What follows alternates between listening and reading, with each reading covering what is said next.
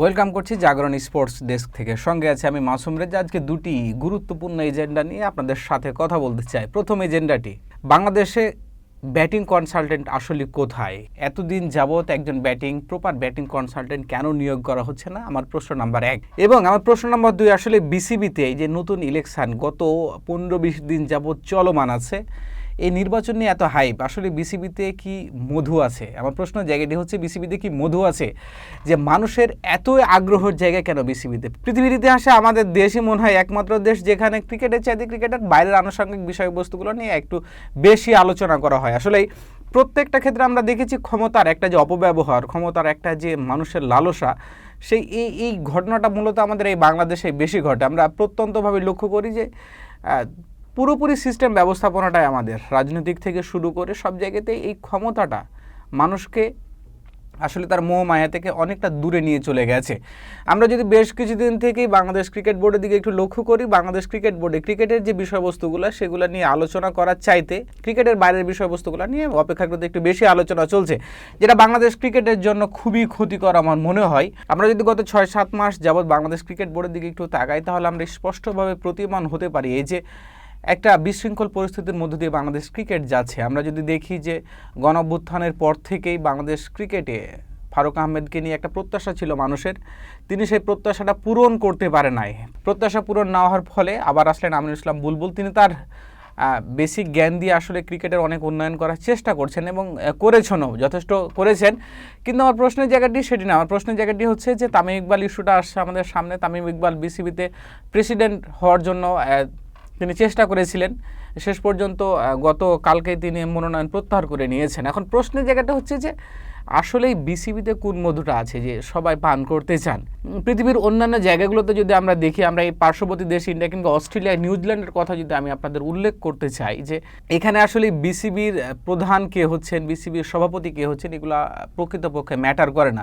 আপনার ক্রিকেট কেমন চলছে, ক্রিকেট সিস্টেমটা কেমন চলছে, দ্যাট ইজ দ্য ফ্যাক্ট। আর আরেকটা বিষয় হচ্ছে এই যে আমাদের এই দেশের যদি দেখতে চাই আমি, যে প্রত্যেকটা ক্ষেত্রেই কে কার চাইতে কত বড় পরিচালক হতে পারে, কে বোর্ড প্রেসিডেন্ট হতে পারে, ইত্যাদি বিষয়বস্তুগুলো নিয়েই একটু বেশি আলোচনা। এই আলোচনার মধ্যে সবচেয়ে যেটা ইম্প্যাক্ট মনে হয়, আপনারা সবাই অবগত আছেন যে সামনে 2026 সালে ফেব্রুয়ারি কিংবা মার্চ মাসে যে আমরা টি-20 বিশ্বকাপ খেলবো, এখানে প্রপার একজন ব্যাটিং কনসালটেন্ট বা প্রপার একজন ব্যাটিং কোচটা কোথায়? আমরা দেখেছি যে গত এশিয়া কাপে বাংলাদেশ উড়ন্তভাবেই আমাদের বোলিং অ্যাটাকটা সমৃদ্ধশালী ছিলেন এবং বলাই বাহুল্য যে এশিয়া কাপের সবচেয়ে শক্তিশালী বোলিং অ্যাটাক মনে হয় এবার বাংলাদেশের কাছেই ছিল। এরপরও বাংলাদেশ ফাইনালে যেতে পারে নাই, হতশ্রীভাবে পারফরমেন্স দেখেছি পাকিস্তানের সাথে। আমরা মাত্র 135-36 রান ডিফেন্ড করে ম্যাচ জিততে পারি না, যেটা বাংলাদেশ ক্রিকেটের জন্য একটা লজ্জাজনক ঘটনা আমার মনে হয়। এরকম একটা পরিস্থিতির মধ্য দিয়েও যদি কেন যে বাংলাদেশ একজন প্রকৃত ব্যাটিং কনসালটেন্ট নিয়োগ করছে না, ওই যে একটু আগেই বললাম যে আমাদের দেশে নির্বাচন বোর্ডও ক্রিকেট যেখানে খুশি সেখানে যাক। প্রপার একজন ব্যাটিং কোচ বাংলাদেশ খুবই প্রয়োজন। যদি আমরা আফগানিস্তানের সাথে সিরিজ দেখি, একটা ভঙ্গুর ব্যাটিং লাইন আপকে আমরা দেখেছি। বিশেষ করে আমাদের মিডল অর্ডার যে কর্মদক্ষতা, যে কর্মকাজ চলমান, সেখানে আসলেই উল্লেখযোগ্য কোনো আমি সাফল্য দেখতে পাচ্ছি না। এখন এই 2 ম্যাচ জেতার পরে যদি বাংলাদেশ ক্রিকেট বোর্ড ভেবে নেয় যে বাংলাদেশের জন্য ব্যাটিং কনসালটেন্ট একজন প্রয়োজন নাই, তাহলে আমার মনে হয় বাংলাদেশ ক্রিকেট বোর্ড ওই ঠিক আধার রাতের অন্ধকারের জায়গাতেই আছে। একজন ব্যাটিং কনসালটেন্ট খুবই প্রয়োজন বাংলাদেশ। সামনে 3-4 মাস পর আমাদের টি-20 বিশ্বকাপ শুরু হবে। এই টি-20 বিশ্বকাপের আগে একজন প্রকৃত ব্যাটিং কোচের খুবই প্রয়োজন বাংলাদেশ দল। সর্বোপরি সবচেয়ে গুরুত্বপূর্ণ কথাটা হচ্ছে যে এই 4-5 মাসে যদি আমাদের এই মিডল অর্ডারটাকে আরেকটু শানিত আরেকটু পরিণত করা যেতে পারে, তাহলে বাংলাদেশ আমার মনে হয় যে একটা গুড টাচে থাকবে টি-20 বিশ্বকাপের জন্য। আর এটা খুবই প্রয়োজন, কারণ আমরা যদি লক্ষ্য করি 2019 পর থেকে 18 পর থেকে 18, 19, 20 এই সালগুলোতে বাংলাদেশ দুর্দান্ত ব্যাটিং করেছেন। ওই সময় আসলে বাংলাদেশের ব্যাটিং কোচ হিসেবে নীল ম্যাকেঞ্জি ছিলেন, খুব দুর্দান্ত কাজ তিনি করেছিলেন। কিন্তু নীল ম্যাকেঞ্জি যাওয়ার পর থেকে মূলত বাংলাদেশের ওই ব্যাটিংটা সারভাইভ করতে আমরা দেখেছি।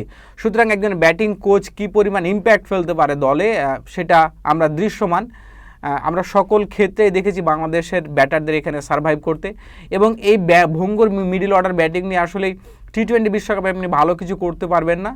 যদি আপনি আউট অফ দ্য বক্স চিন্তা করতে চান, আপনি প্রপার দুই একজন ব্যাটিংয়ের উপর নির্ভর করে আসলে সত্যিকার অর্থে টি-20 বিশ্বকাপের মতো একটা বড় মঞ্চে ভালো কিছু করা সম্ভব নয়। এখন এই 3-4 মাসে যদি বাংলাদেশ মিডল অর্ডারটাকে, অর্থাৎ জাকির সহ শুরু করে যদি আমরা তাওহিদ হৃদয়ের ইস্যুটা নিয়ে আসি, জাকির বা সোহান, এই মিডল অর্ডারটাকে আরেকটু স্ট্রং করা যেতে পারে, তাহলে বাংলাদেশ ওই অন্তত পক্ষে একটা ভালো ফাইট দিতে পারবে 2026 বিশ্বকাপে। তবে আমরা সকলেই প্রত্যাশা করছি 2026 বিশ্বকাপে বাংলাদেশ ওই স্ট্যাবিলিটা আসলে নিয়ে আসতে পারবে। তবে আমি বিসিবির কাছে তীব্র আকাঙ্ক্ষা এবং অনুরোধ জ্ঞাপন করে বলতে চাই যে আপনাকে ডেফিনেটলি একজন কোচ ব্যাটিং কনসালটেন্ট নিয়োগ করতে হবে, অন্যথায় এশিয়া কাপে যে ব্যাটিং ব্যর্থতা, ব্যাটিং ভরাডুবি দেখা গেছে 2026 সালে, সেম প্রসেসই দেখা দিবে, সেম পর্যায়ে দেখা দিবে। তবে আমি আবারও চাই যে আসলেই বিসিবি ক্রিকেটের স্বার্থে, ক্রিকেট বিসিবির স্বার্থে নয়, আমি আবারও চাই যে এই জিনিসগুলো যেগুলো ঘটছে আসলে এগুলো গৌণ বিষয় নয়। এটাকে প্রায়োরিটি দিতে গিয়ে আমরা এনসিএল এর মতো জায়গাতে ফোকাস করতে পারছি না, এটাই আসলে প্রয়োজনের জায়গা।